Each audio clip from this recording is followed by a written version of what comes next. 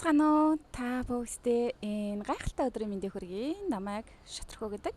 Би Европ сертификаттай Quantum Healer буюу хүний амьтны бүхэл төрлийн офис гэр орны энергийг ангаагч, хувьсгагч, зохиолч мантар хүн байгаа. За өнөөдрийнхөө бичлэгийг та нар маань одоо манай дэлхийн маань 5D хэмжээс рүү орж байгаа гэдгийг мэдэж байгаа. Алтан үе рүү, тийм ээ. Тэгэхээр одоогоор манай дэлхийд 3D хэмжээс маань мэдэж ирэг байгаа. За 4D хэмжээс маань бас бий. За тэгээд 5D хэмжээс маань бас манай дэлхийд ороод ирчихсэн байгаа даа. За аль хэмжээст нь амьдарч байгаа нь хүн болгоны өөр өөрсдийнх нь одоо өөр дөрөө энэ хугацаанд ямар ажлуудыг хэрхэн хийж өгсөн байдлаас нь шалтгаалж 3D хэмжээст одоо байна уу, 4D хэмжээст байна уу, 5D хэмжээст байна уу гэдэг нь одоо эн чинь нөгөө энерги vibration үйлцэл долгион нас шалтгаалаад байгаа байхгүй юу? Тэгэхээр та өөрөөс ямар энерги үйлцэл долгионыг гаргаж байна? Тэр чинь одоо таны өөрийн чинь яг ямар дэлхийд ямар хэмжээст амьдарч байгааг чинь тодорхойлж байгаа, шийдэж байгаа. За бидний энерги үйлцэл долгионыг одоо бүрдүүлдэг юунаас одоо шалтгаалдаг юм бэ? Тэгээ ямар хүмүүсүүд нь одоо өөрсдөөсөө одоо 3D хэмжээсийн энерги ялгаруулад байгаа, ямар хүмүүсүүд нь 4D хэмжээсийн энерги ялгаруулад байгаа, 5D хэмжээсийн энерги ямар хүмүүсд ялгаруулад байгаа вэ гэдэг нь болохоор бидний одоо бодож байгаа бодолтой шууд хамааралтай, бидний мэдэрч байгаа мэдрэмжүүдтэй шууд хамааралтай, бидний хандлагатай шууд хамааралтай, бидний ямар хүн байгаа гэдэгтэй шууд холбоотой байгаа даа. Хэрвээ бид нар эерэг бодол бодож байгаа те дандаа эерэг зүйлүүд дээр анхаарлаа авчирч байгаа, эерэг зүйлүүдийг дээр төвлөрч байгаа, эерэг сайхан одоо амьдралд тохиолдож байгаа бүх зүйлүүдээс шүү. Эерэг сайн сайхан зүйлүүдийг олж харж чадаж байгаа те хичнээн одоо гаднах ертөнцид тухайн хүний амьдрал одоо сөрөг зүйлүүд их байсан ч гэсэн бүр хамаг одоо хүч чадал одоо боломжоо ашиглаад өөрийнхөө анхаарлыг тэ эерэг зүйлсүүд дээр аваачж байгаа. Сэтгэл хөдлөлөө өөдрөг байлгахыг хичээж байгаа. Энэ хүмүүсүүд маань болол мэдээж хэрэг өөрсдөөсөө эерэг үйлзэл, эерэг долгионыг ялгаруулж одоо эхэлдэг гэсэн үг. Тэгэхээр энэ байдлыг та өөрөөсөө хэр их одоо хугацаатаагаар гаргаж байна? Үе гаргаж байна уу? Тэ? Эсвэл бол өдөр болгон гаргаж чадаж байна уу? Эсвэл бол бүр ерөөсөө энэ байдлыг өөрсдөөсөө ялгаруулж гаргаж чадахгүй байна уу? Одоо ийм сайхан эерэг зүйлүүдээр төвлөрч чадахгүй тий? Эерэг одоо сэтгэл хөдлөлийг мэдэрч чадахгүй. Эерэг хандлагаар бүх зүйлүүдэд хандаж чадахгүй байгаа бол та өөрөөсөө сөрөг сэтгэл одоо сөрөг энергийг буюу долгионыг, эрчмийг, үйлслийг ялгаруулж байна гэсэн үг байгаа даа. Тэгэхээр бидний одоо анхаарал энерги хэр их хэмжээтэйгээр эерэг байгаас шууд одоо шалтгаална л гэсэн үг байгаа даа. За тэгэхээр 3D хэмжээсээс эхлэе л та. 3D хэмжээст маань одоо байгаа хүмүүсүүд маань болвол өдөр тутмын амьдралдаа бол маш их стресстэй тий. Түүнийгээ дагаад маш их бухимдалтай, түүнийгээ дагаад маш их уур уцаартай. Сэтгэл хангалуун бус, өөдрөг үзлээ алдчихсан. За тэгээд түүнийгээ дагаад ингээд нойр нь маш муу, шүн унтаж амарч чадахгүй байгаа даа. За ингээд шүн унтаж амарч чадахгүй байгаа хүн маань мэдээж эрэг бүтээлч байж чадахгүй, эергээр одоо альва зүйлсүүдийг харж чадахгүй, эерэг хандлагыг өөрөөсөө гаргаж чадахгүй гэдэг ингээд бүгдээрээ юм нэг сөрөг ийм торгон дотор л одоо амьдрна гэсэн үг байхгүй юу? Маш их одоо сөрөг бодлуудтай, сөрөг хандлагуудтай, сөрөг сэтгэл хөдлөлийн энергиэр дүүрэн байна гэсэн үг. За тэгээд ийм одоо байдлаар өдөр болгон амьдарч байгаа хүмүүсүүд маань бол 3D хэмжээстэй амьдарч байна гэсэн үг. Одоо хуучин дэлхий гэсэн үг. Тэ? Мэдээж хэрэг одоо энэ нөгөө энэ одоо манай гариг дээр чинь бол бүх хэмжээсүүд ерөнхийдөө бол ингээд байж байгаа байхгүй юу? 3D хэмжээс нь байна, 4D хэмжээс нь байна, 5D хэмжээс нь байна. Тэгээ өмнө нь бол 5D хэмжээс манай дэлхийн энерги маш доогуур байсан болохоор 5D хэмжээсээ ийм өндөр энергит хүрч чаддаггүй байсан байгаа даа. Одоо бол манай дэлхийд нээлттэй болчихсон байгаа даа. Тэгэхээр тэр 5D хэмжээсийн тэр 5D өндөр одоо үйлдэл рүү орж чадах уугүй юу гэдэг нь хүн бүрийн л одоо өөрсдийнх нь шийдвэр сонголт одоо ухамсарын түвшин хөгжил хичээл зүтгэлээс шууд хамааралтай гэсэн үг байна. За тэгэхээр маш доод хэмжээсийн одоо тэмцэлтийн энерги дээр төвлөрчихсөн тий маш их үзий ядалт, атаах хорсол, хов жив тий хор найруулагч гэдэг ч юм уу, худал хуурмаг, шудраг бус байдлууд тий бүр хит юм нэг материалтай амьдардаг. Тэгээ бүх зүйлийг ерөөсөө материалын байдлаар л хардаг. Ерөөсөө юм мэдрэмж гэж юм байдаггүй, далд ертөнц гэдэг зүйлийг ойлгодоггүй, мэдэрдэггүй, ойлгохыг хүсдэггүй иймэрхүү хүмүүсүүд болол ерөөсөө ингээд 3D хэмжээстэй хуучин дэлхийдээ ингээд тэмцлийн энерги дунд, зовлонгийн энергийн дундаа амьдарч байгаа гэсэн үг. За 4D хэмжээс ямар хүмүүсүүд одоо орох вэ? Тэ энэ 4D хэмжээст ямар хүмүүсүүд амьдарч байна вэ гэх юм бол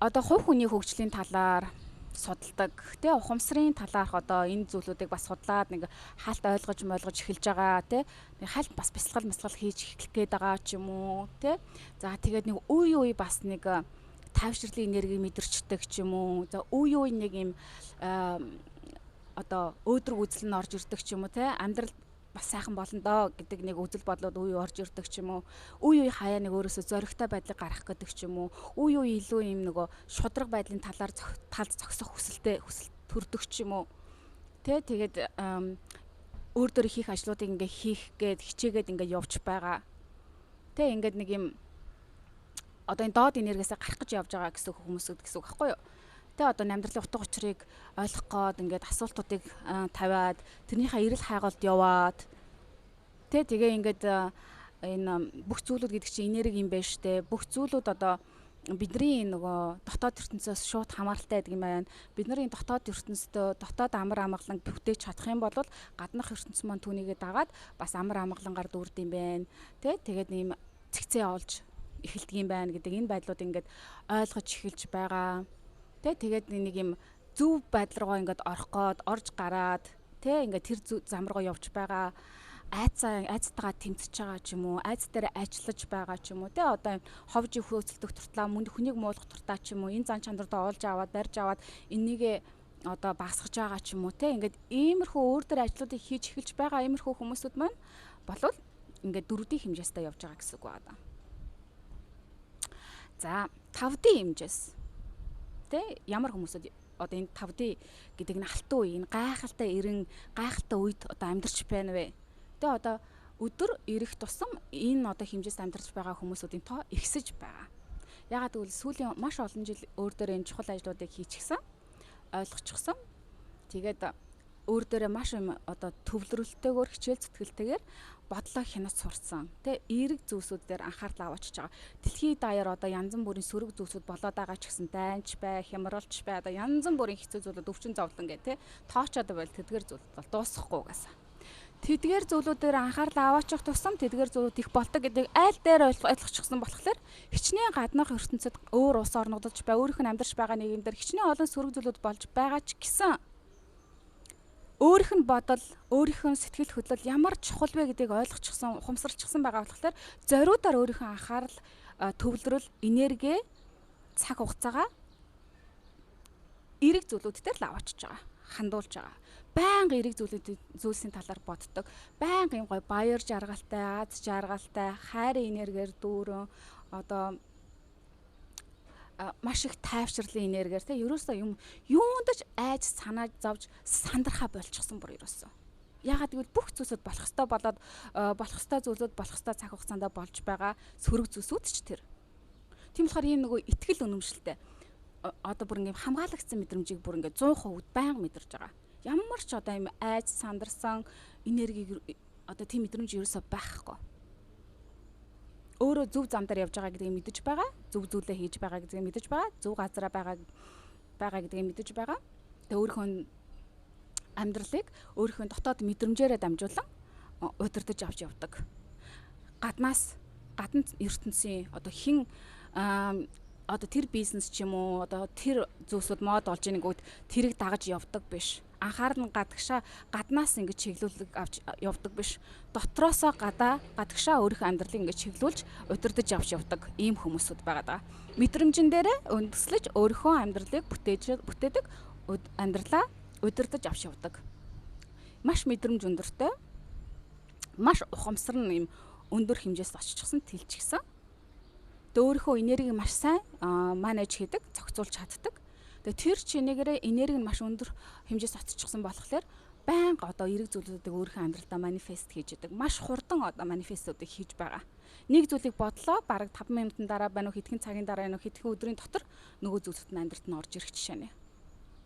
Ийм гайхалтай амьдралаар одоо амьдарч байгаа хүмүүсүүдийн тоо өдөр ирэх тусам ихсэж байгаа.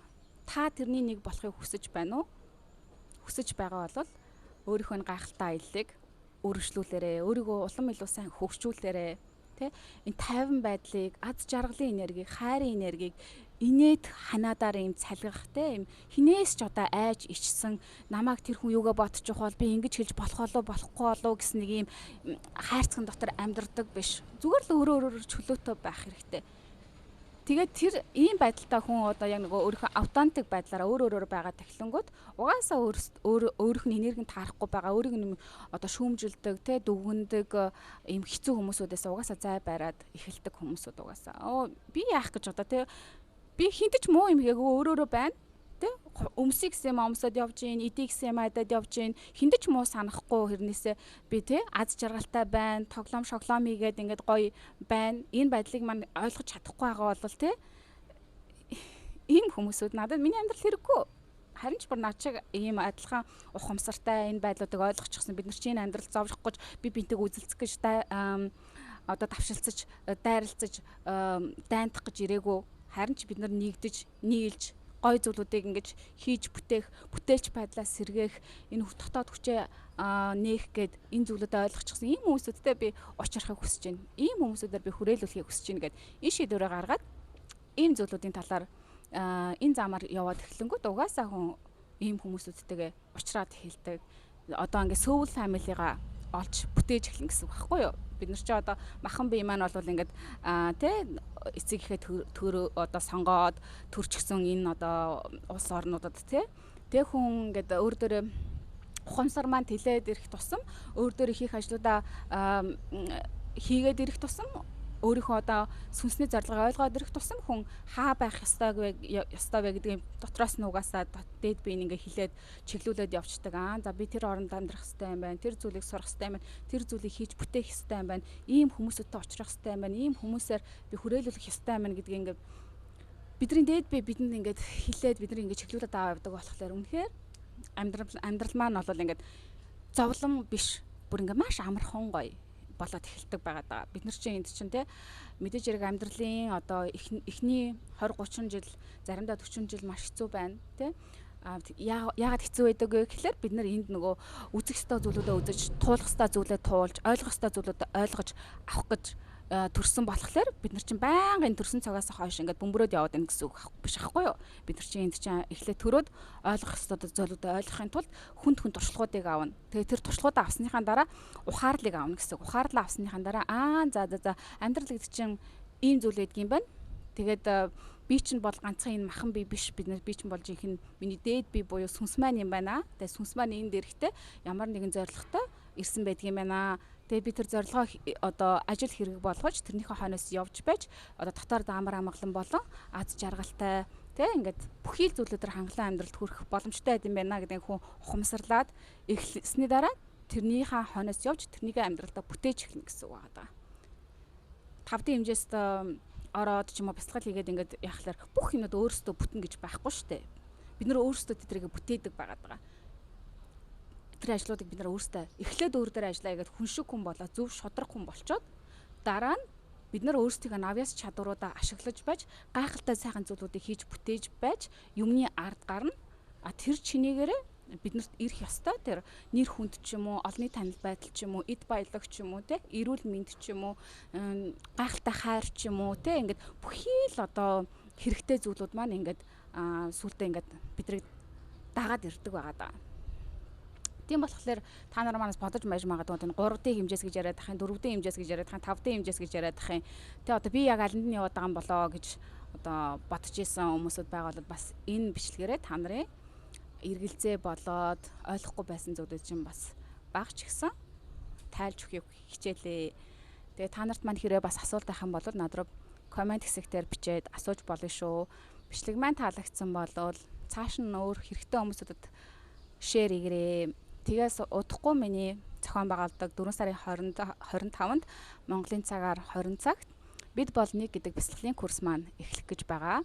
Тэр сургалтанд маань бас суухыг хүсэх юм бол дэлгэрэнгүй мэдээллийг нь бичлэгийн доор оруулчихсан байгаа болохоор уншиж танилцаад бясалгалын курстэй хамрагдаад өөрөө өөртөө холбогдох, дээд биеэ мэдрэх, дээд биеэ сонсох, өөртөө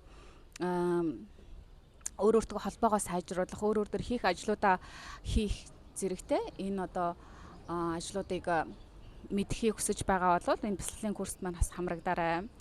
За тэгээд бас 4 сарын 25-нд Phoenix Academy буюу хүүхдүүдэд зориулсан бас энэ сургалт маань эхлэх гэж байгаа. Тийм болохоор энэ сургалтанд хүүхдүүдэд бас бүртгүүлээд энэ бүх одоо чухал хүн төрөлхтний ойлгож байх ёстой мэдлгүүдийг хүүхдүүдэд багаас нь олгоход нь одоо энэ чухал хөрөнгө оруулалтыг хүүхдүүдэд хийгээрэй.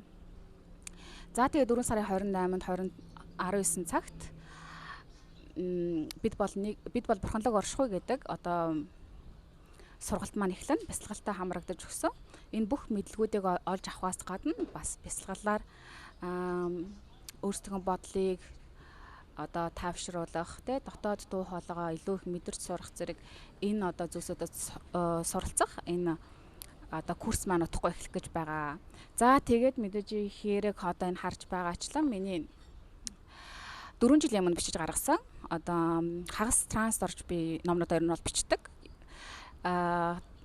Энэ маань юу гэсэн үг вэ гэхээр одоо энэ мэдлгүүд энэ номнуудаар маань бичигдсэн бүх мэдлгүүд бол өндөр хэмжээсүүдээс одоо татаж авсан мэдлгүүд байгаа. Би өөрөө чаналинг гэдэг болохоор тэгээд хагас транс орж байгаа номнуудаа бичдэг байгаа. Тэгэхээр энэ ном маань болохоор одоо хүмүүсүүд бас асуудаг л да. E-book хэлбэрээр худалдаж авч болох уу гэд.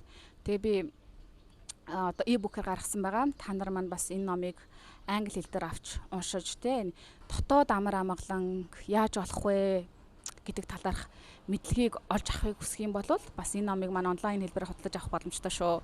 Дотоод амар амгаланг олж авнаа гэдэг бол маш том ажил. Өөрөөр маш олон төвшөнд нь олон ажлуудыг хийж өгөх ёстой байдаг. Тэгээ энэ дээр бол угаасаа бодлын өвч манифест энтри одоо таталцлын хуулийн бүлийн талаар гээд маш олон төрлийн мэдлгүүдийг шингээсэн үн цэнтэй ном болсон байгаа даа. Тийм болохоор та нар маань бас энэ номыг онлайн хэлбэрээр авч болно шүү. За тэгээ энэ ном маань бас хүүхдэд зориулсан ном байгаа. Бас үлгэр хэлбэрээр хүүхдүүдэд бас өөрсдийг нь ямар гайхалтай бурхны одоо бүтээл вэ тэгээд өөрсдийг нь хинбэ гэдгийг нь маш энгийн хэлбэрээр одоо хэлж зааж бичсэн. Өөрсдийг нь бодол үг одоо сэтгэл хөдлөл нь өөрсдийн амьдралыг нь бүтээдэг. Яаж энэ энерги зохицуулж сурах уу гэдэг чим маш олон чухал мэдлгүүдийг бас шингээсэн энэ гоё үлгэрийн ном маань бас англи хэл, польш хэл, испани хэлүүд дээр e-book хэлбэрээр байгаа. Тийм болохоор та нар маань бас энэ номнуудаа худалдаж аваад хүүхдүүдтэйгээ хамт уншингаа өөрсдөө суралцсангаа хүүхдүүдэд бас хөгжүүлэх боломжтой шүү. Тэгээд бичлэгийг маань энэ хүртэл үзсэн та нартай маш их баярлалаа. Бичлэгийг маань subscribe хийгээг байгаа бол мэдээж subscribe хийхийг санал болгож байна. Дахихыг санал болгож байна. Тэгээд санал сэтгэлдээ хуваалцсан гоё бичлэгүүдийг комментууд бичиж явуулаарай. Тэгээд энэ гайхалтай газараасаа та нартай хайрын, гэрлийн энерги явуулъя. Утгагүй дараагийн хамшлагаар уулзъя. Түр баяртай.